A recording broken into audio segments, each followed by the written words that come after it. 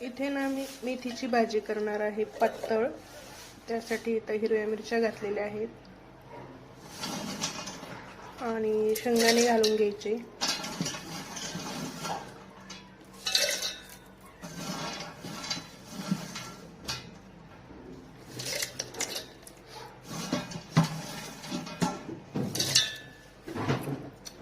त्यानंतर मीठ घालायचं चवीनुसार।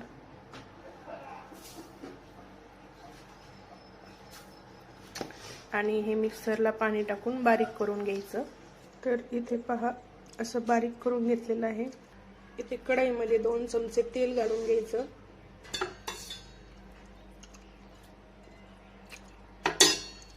त्यानंतर यामध्ये मेथी घालून घ्यायची।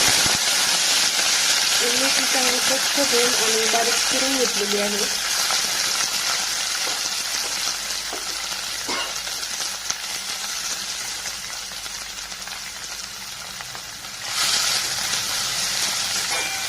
त्यानंतर 5 मिनिटं शिजू द्यायची।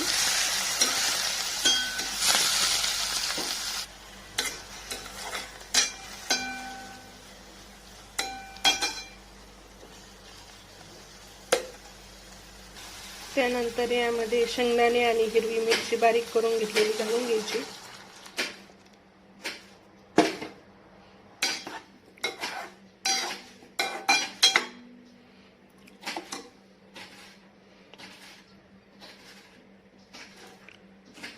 त्यानंतर थोडी हळद घालायची।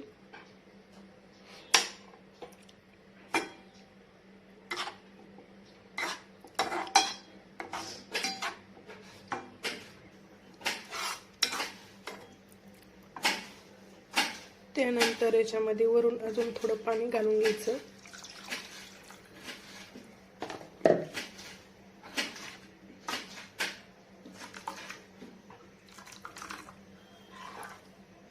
जास्त पातळही नाही करायचं आणि घट्टही नाही करायचं।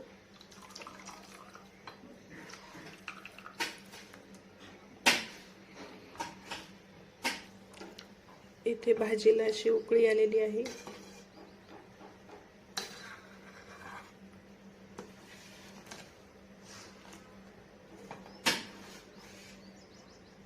अजून एक 5-10 मिनिटं राहू द्यायची।